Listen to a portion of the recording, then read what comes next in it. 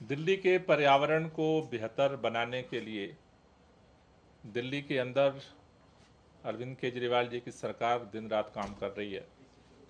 बहुत सारे कदम उठाए जा रहे हैं, लेकिन उनमें एक महत्वपूर्ण कदम है कि दिल्ली का जो ग्रीन बेल्ट है उसको कैसे बढ़ाया जाए।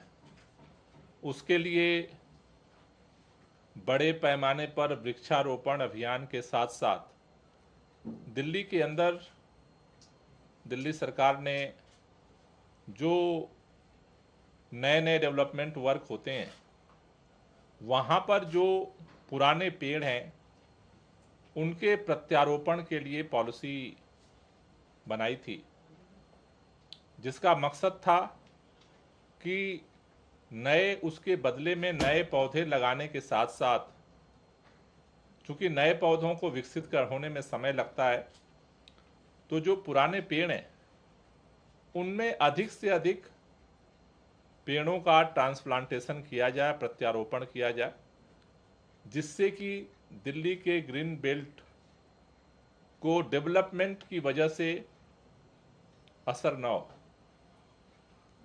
दिल्ली के अंदर अलग अलग एजेंसियों ने डेवलपमेंट वर्क के लिए फॉरेस्ट विभाग को अलग अलग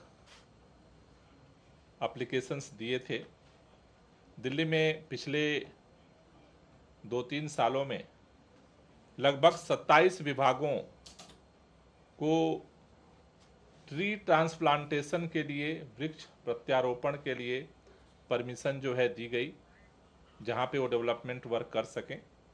जो विभागों को दी गई उनमें जो प्रमुख विभाग हैं उसमें NHI, NCRTC, NBCC, DMRC, RLDA, PGCIL, जल बोर्ड, PWD, CPWD और MCD प्रमुख विभाग हैं जिन्होंने ट्री ट्रांसप्लांटेशन के लिए परमिशन लेकर वहाँ पे डेवलपमेंट वर्क के काम को किया है।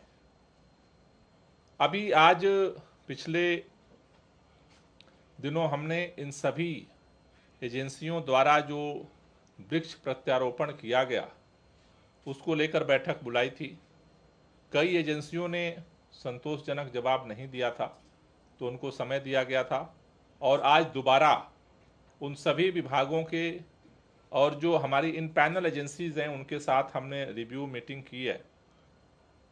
उस रिव्यू मीटिंग के आधार पर अभी जो रिपोर्ट आई है उस रिपोर्ट में प्रोजेक्ट वाइज अलग अलग तरह के सर्वाइवल रेट हैं। किसी एजेंसी का सर्वाइवल रेट 30% भी है, कुछ प्रोजेक्ट के सर्वाइवल रेट 70% तक है। अगर एवरेज देखें टोटल तो 50-55% सर्वाइवल रेट अभी तक जो पौधे, जो पेड़ जो ट्रांसप्लांट किए गए उसके सर्वाइवल रेट दिख रहे हैं। लेकिन कई एजेंसियों के जो वर्क हैं वो काफ़ी पुअर हैं। इसको ध्यान में रखते हुए हमने फॉरेस्ट रिसर्च इंस्टीट्यूट देहरादून को थर्ड पार्टी ऑडिट के लिए दिया है, जिसके आधार पर ये पता चल सके कि एग्जैक्ट किस एजेंसी का कितना सर्वाइवल रेट है, और उसके आधार पर जो इन पैनल एजेंसीज हैं उनको भी ब्लैक लिस्ट करेंगे जिनका परफॉर्मेंस बहुत पुअर है। और साथ ही साथ जो एजेंसीज निर्माण कार्य कर रही हैं, डेवलपमेंट वर्क कर रही हैं, उनके भी फर्दर प्रपोजल को हम रिव्यू करेंगे कि उन एजेंसियों को जो इसका उल्लंघन कर रही हैं या लापरवाही कर रही हैं, उन एजेंसियों को आगे डेवलपमेंट वर्क के लिए परमिशन दी जाए या न दी जाए, उसके आधार पर हम रिव्यू करेंगे। इसके साथ साथ अभी दिल्ली के अंदर अभी DDA की तरफ से हमारे पास ये लेटर आया है। DDA ने ये इस लेटर में फॉरेस्ट विभाग को लिखा है कि दिल्ली के अंदर अब जगह कम पड़ रही है चूँकि जो हमारी पॉलिसी है ट्री ट्रांसप्लांटेशन पॉलिसी जो है, ट्री कटिंग पॉलिसी जो है, उसके अनुरूप अगर एक पौधे को काटा जाता है या ट्रांसप्लांट किया जाता है तो उसके जगह पे 10 पौधे लगाने होते हैं। इन्होंने इस लेटर में लिखा है कि अब हमारे पास जगह नहीं है, क्योंकि बहुत सारी एजेंसियां डीडीए से ज़मीन लेती हैं और उसके आधार पर प्लांटेशन करती हैं। तो इनका कहना है कि इसको जो पॉलिसी में है कि एक की जगह 10, उसकी जगह एक की जगह 2 पौधे लगाने का पॉलिसी में प्रावधान किया जाए। अभी हमने इसको लेकर के आज मीटिंग में काफ़ी चर्चा की और अभी 2 निर्णय हमने लिए हैं। एक तो ये कि डीडीए को हम चिट्ठी लिख रहे हैं कि एक बार दिल्ली के अंदर डीडीए के पास कितनी लैंड है अभी वर्तमान में, उसका एक रिपोर्ट सबमिट करें, जिससे ये निर्णय लिया जा सके कि अभी फर्दर कितनी ज़मीन है जहां प्लांटेशन हो सकता है। दूसरा जो हमने निर्णय लिया है कि एक हम ग्रीन कवर डेवलपमेंट कमेटी बनाएंगे, जिससे कि लैंड की दिल्ली के अंदर आज या कल शॉर्टेज होनी है तो और क्या क्या ऑप्शंस हो सकते हैं जिससे कि दिल्ली के अंदर ग्रीन कवर को बढ़ाया जा सकता है। तो वर्टिकल ट्री प्लांटेशन से लेकर के छतों पे प्लांटेशन से लेकर के और भी क्या क्या हो सकता है, इसके लिए ग्रीन कवर डेवलपमेंट कमेटी को फॉर्म करने का हमने निर्णय लिया है, जिसमें 9 मेंबर ये कमेटी होगी। ये जो 9 मेंबर कमेटी होगी उसमें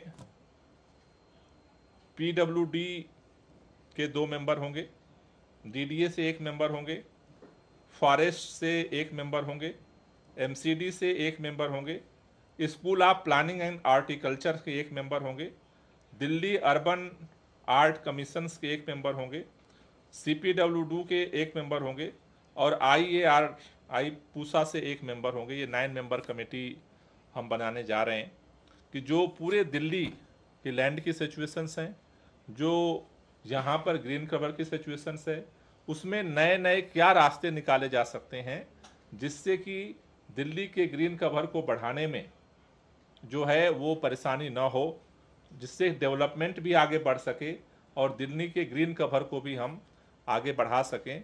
ये इस ग्रीन कवर डेवलपमेंट जो कमेटी है उसको, ये एक्सपर्ट्स की कमेटी होगी जो अपना रिपोर्ट सबमिट करेगी और फिर उसके आधार पर हम आगे का निर्णय लेंगे। तो ये आज की बैठक में मुख्य फैसले लिए गए। कोई क्वेश्चन है तो ले लीजिए। सर, आपने बताया कि आपकी पॉलिसी के हिसाब से एक पेड़ काटने पे 10 पौधे लगाने होते हैं। डीडीए के लेटर में कहा कि एक पेड़ काट रहे हैं तो 2 पौधे लगाएं, तो उससे ज़्यादा आप कर रहे हैं यानी अभी जो आपने बोला कि लेटर लिखे उनको क्या बताएंगे? नहीं, अभी तो हम जो अभी हमने जो पॉलिसी हमारी है वो तो जारी रहेगी। हम अभी डीडीए को ये लिख रहे हैं कि आपके पास अभी कितना लैंड का स्टॉक है जहां पौधे लगाए जा सकते हैं। एक बार वो प्रेजेंटेशन करेंगे, उसके आधार पर फिर हम निर्णय लेंगे, लेकिन हम ये संख्या कम नहीं करेंगे। जी जी। हम जो लैंड है वो लैंड के आधार पर उस काम को आगे बढ़ाएंगे। सेकेंड, लैंड की शॉर्टेज होने में के बाद भी दिल्ली के अंदर जो हमारा ये रेशियो है मेंटेन रहे, उसको कैसे किया जा सकता है, इसके लिए ग्रीन कवर डेवलपमेंट कमेटी बनाई गई है कि जो रिपोर्ट सबमिट करेगी कि और क्या क्या ऑप्शंस हो सकते हैं। जैसे दिल्ली के तमाम जो सरकारी विभागों के छत हैं वो सारे कबाड़ खाने बने हुए हैं, तो वहां पर किस तरह के पौधे लगाए जा सकते हैं जिससे ग्रीन कवर बन सकता है। अभी नया कंसेप्ट आया है कि पूरी जो दीवार है वर्टिकल जो है वो ग्रीन बिल्डिंग डेवलप हो रही है, इसलिए जो तमाम जो अलग अलग जो एक्सपर्ट्स हैं उनको भी, जिससे कि जब बिल्डिंग पास हो उसी समय इन बिगनिंग ही पूरे प्लान में ही उसको सबमिट किया जाए कि हम पूरे ग्रीन बिल्डिंग कैसे डेवलप कर सकते हैं। तो चूंकि दिल्ली में जो इन्वायरमेंट की स्थिति है उसमें डीडीए के प्रस्ताव को तो हम लोग नकार रहे हैं, क्योंकि उस पर तो कॉम्प्रोमाइज नहीं किया जा सकता है। बट अभी लैंड की क्या सिचुएशन है उसका आकलन करने के लिए प्रेजेंटेशन के लिए लिख रहे हैं, एंड सेकेंड और अल्टरनेटिव क्या हो सकते हैं उसके लिए कमेटी बनाई गई है। इसमें अगर अमेंडमेंट करना पड़ेगा तो इसका प्रोसेस क्या होगा? अमेंड करने के लिए एक्सपर्ट्स की जो रिपोर्ट आएगी, ये कमेटी हाँ कमेटी की रिपोर्ट आएगी कैबिनेट को और उसके बाद फिर उस पॉलिसी को डेवलप करेंगे। कैबिनेट अप्रूव के बाद एलजी अप्रूवल। हाँ जी, वो तो जो प्रोसेस, जिस प्रोसेस से वो पॉलिसी बनी उसी प्रोसेस से रिव्यू होगा। बट हम 10 को 2 नहीं करने जा रहे हैं। Okay, thank you. एक सवाल थोड़ा सा इससे अलग है। कल एक केंद्र सरकार की तरफ से आंकड़ा आया है जो खुदरा महंगाई दर है वो पिछले 8 सालों में सबसे ऊपर पहुंच गया है। क्योंकि दिल्ली के अंदर भी तमाम चीजें महंगी हो रही है, इस आंकड़े को आप कैसे देख रहे हैं? देखो, दुर्भाग्य यह है कि केंद्र सरकार आंकड़े तो प्रस्तुत कर रही है, बस समाधान प्रस्तुत करने में चुप्पी साधे हुए है। तो दिल्ली के अंदर बेरोजगारी और महंगाई दोनों बहुत तेजी के साथ बढ़ रही है और केंद्र सरकार इस पर मौन साधे हुए है। मुझे लगता है कि संकट गहरा हो रहा है। भारत के आसपास के भी देशों में जिस तरह की परिस्थितियां बनी हैं, मुझे लगता है कि केंद्र सरकार को उसको सीरियस लेने की ज़रूरत है और इस पर एक सीरियस रिव्यू करके इसके समाधान की तरफ बढ़ने की ज़रूरत है, जिसमें केंद्र सरकार, राज्य सरकारें मिल करके इसको पहल करें। नहीं तो बेरोजगारी और महंगाई इस देश के अंदर बहुत ही सीरियस संकट की तरफ, देश को ले जाने की तरफ बढ़ रहे हैं। Thank you. सर, ये रोड ऑन जो एजेंसी